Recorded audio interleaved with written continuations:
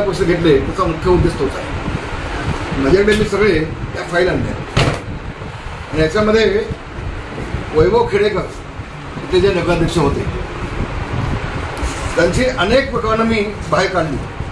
सगळी प्रकरणं मी मुद्दाम आणली तिथे. जो 4-5 गुन्हे दाखल झाले त्यांच्यावर, आणखी 7-8 गुन्हे दाखल व्हायचे बाकी आहेत. फक्त राजसाहेब ठाकरेंनी मला फोन केला, रामदाजी थांबवा आता, बस झालं, आपला जायतो, म्हणून मी थांबवलं.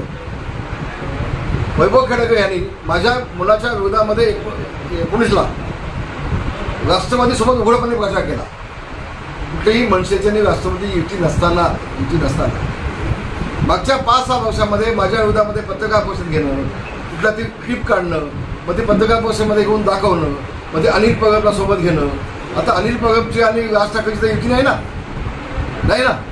मग तरी देखील संजय कदम, अनिल परब, वैभव खेडेकर हे अनेक वेळेला एकत्रच जातात. उद्देश फक्त एवढाच की रामदास कदमांनी त्यांच्या मुलाला खेडमधून संपवलं.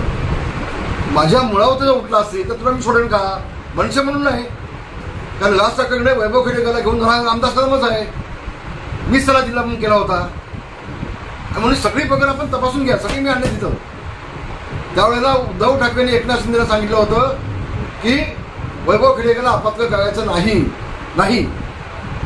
हा वैभव खेडेकर आहे उद्धव ठाकरेंचा आहे, राज ठाकरेंचा आहे, शरद पवारांचा आहे कोणाचा नेमका?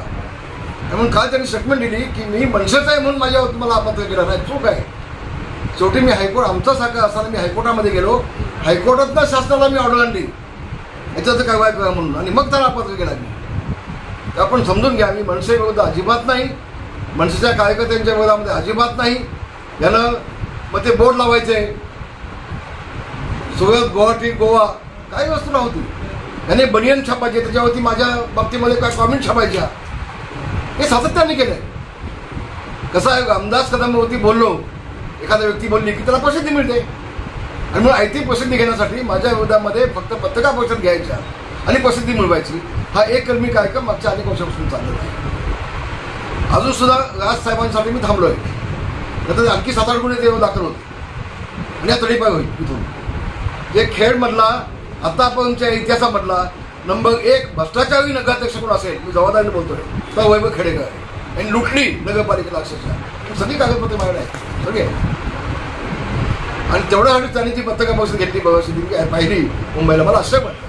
म्हणजे जवळच्याच उलटे बॉम्बा, म्हणजे राज ठाकरेंची सहानुभूती मिळण्यासाठी, मनसैनिकांची सहानुभूती मिळण्यासाठी माझ्यावरती बेछूट आरोप करायचे आणि मला आता आरोपीच्या पंजाबमध्ये उभं करायचं आहे. हे धंदे गेले अनेक वर्षापासून चालू घेतलं वैभव खेडेकरांचं. आणि म्हणून आता युती असताना देखील तटकरचं काम करतात की नाही होतं, कारण यांचा बोलूचा धनी उद्धव ठाकरे आहे. हे नावाला फक्त मनसैनिक आहे. अनिल परब आहे, एक भावनेला बसला आहे, 6 रिसॉर्टचा मालक. हे यांची सगळी गँग आहे, ग्रुप आहे सगळा. आणि यांचा उद्देश फक्त एकच, रामदास कदम त्याच्या मुलाच्या विरोधात काम करणार. मी एवढं सांगतो, यांच्या 100 पिढ्या खाली उतरल्या तर आमचं कोणी भाकर करू शकणार नाही, कारण जनता आमच्यासोबत आहे, विकास आमच्या माध्यमातून होतोय, आम्हाला कुठली काळजी नाही. धन्यवाद.